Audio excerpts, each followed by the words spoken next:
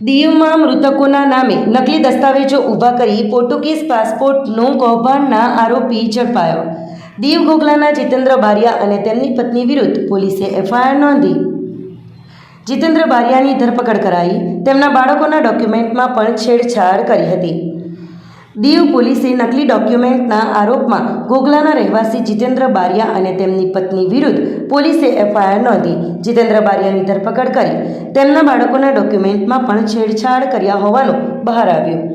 કેન્દ્ર શાસિત પ્રદેશ દીવ ખાતે પોલીસ વિભાગની કડક કાર્યવાહીમાં દીવ એસપી રામકૃષ્ણ શરણ અને એસડીપીઓ રાહુલ દેવ બલ્હારાના માર્ગદર્શનમાં જીતેન્દ્ર કુમાર પરબત બારિયા અને તેમની પત્ની વિરુદ્ધ એફઆઈઆર નોંધી જીતેન્દ્ર કુમાર પરબત બારિયાની ધરપકડ કરી કોર્ટમાં રજૂ કરવામાં આવ્યા હતા। કોર્ટે તેમને 4 દિવસની પોલીસ કસ્ટડી રિમાન્ડ મંજૂર કરવામાં આવ્યા હતા।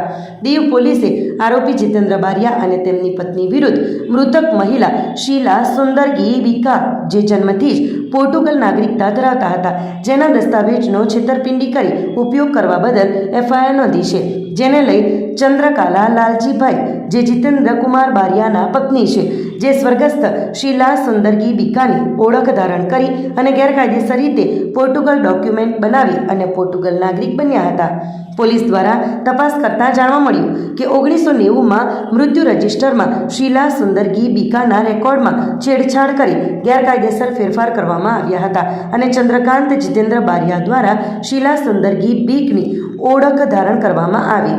શીલા સુંદરગી બીકા નામની મહિલાનું દીવના કુદુમ ગામે મૃત્યુ થયું હતું। તેમના પિતાનું નામ સુંદરગી અને માતાનું નામ મણિબાઈ કાલિદાસ હતું। વધુ તપાસ કરતાં જાણવા મળ્યું હતું કે ગુજરાત રાજ્યના ઉનામાં શીલા સુંદરગી બીક લગ્ન રજીસ્ટર કરવામાં આવ્યા છે, જેના આધારે આરોપી પતિ પત્નીએ તેમના 3 સગીર બાળકોના જન્મ પ્રમાણપત્રમાં પણ ગેરકાયદેસર ફેરફાર કરાવી તેમના બાળકોના જન્મ પ્રમાણપત્રમાં માતાનું નામ બદલી નાખ્યું હતું। આરોપીએ 2006 અને 2007માં તેમની બહેનને પણ ગેરકાયદેસર રીતે પોર્ટુગલ નાગરિકતા મેળવવામાં મદદ કરી તેની બહેનના સગીર બાળકોના જન્મ પ્રમાણપત્રોમાં પણ છેતરપિંડી કરી હતી। તપાસ દરમિયાન સંબંધિત અધિકારીઓ પાસેથી જરૂરી દસ્તાવેજ મેળવવામાં આવ્યા અને કોર્ટ દ્વારા સર્ચ વોરંટ જારી કરવામાં આવ્યો હતો અને આરોપીના ઘોઘલા તથા મુંબઈના ઘરની તપાસ કરતા અનેક ડોક્યુમેન્ટો મળી આવ્યા હતા, જે જપ્ત કરવામાં આવ્યા હતા। આરોપી જીતેન્દ્ર કુમાર બારિયાએ session court Diu high court Mumbai સમક્ષ આગોતરા જામીન માટે અરજી કરેલ હતી, જે કોર્ટે ફગાવી દીધી હતી અને દીવ પોલીસે આરોપીની ધરપકડ કરી કોર્ટમાં રજૂ કર્યો હતો। કોર્ટે પોલીસ કસ્ટડી રિમાન્ડ મંજૂર કર્યા હતા।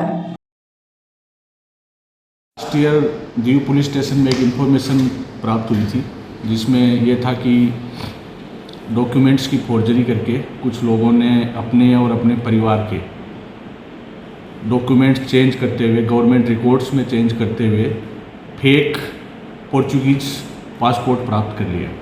इसके आधार पे हमने एफआईआर नंबर 31/2025 रजिस्टर किया था दीव पुलिस स्टेशन में। आईपीसी की धारा 420, 465, 466, 68 और 71 के तहत और रजिस्ट्रेशन एंड बर्थ एक्ट के तहत। इस केस के ब्रीफ फैक्ट्स ये हैं कि एक अक्यूज पर्सन है जिसका नाम है जितेंद्र परबत बारिया। उसने एक लेडी थी जो मोजाम्बिक की सिटीज़न थी, मोजाम्बिक की बर्थ था उसका, और वो पोर्चुगीज़ सिटीजनशिप थी, जिसका नाम था शीला सुंदरगी बीका। वो उसका 1990 में दीव में ही डेथ हो गया था, तो यहाँ पे उसका डेथ का रजिस्ट्रेशन भी हुआ था।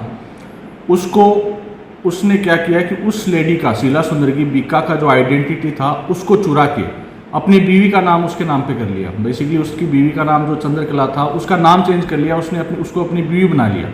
और वो जो लेडी थी शीला सुंदरगी बीका, उसका डेथ के रजिस्ट्रेशन में छेड़छाड़ की, उसका पेज वगैरह फाड़ दिया और उससे फिर उसने अपनी बीवी का नाम पे ऐसे दिखा दिया कि जो पोर्चुगीज सिटीजनशिप की जो लेडी है वो वही मेरी बीवी है। वो जो शीला सुंदरगी बीका है उसमें फ़ोटो पुरानी है, तो नई अपनी बीवी की फ़ोटो उसमें लगा के कि ये वही लेडी है, ऐसा करके उसने उस मरी हुई लेडी की आइडेंटिटी अपनी बीवी को दिलवा दी।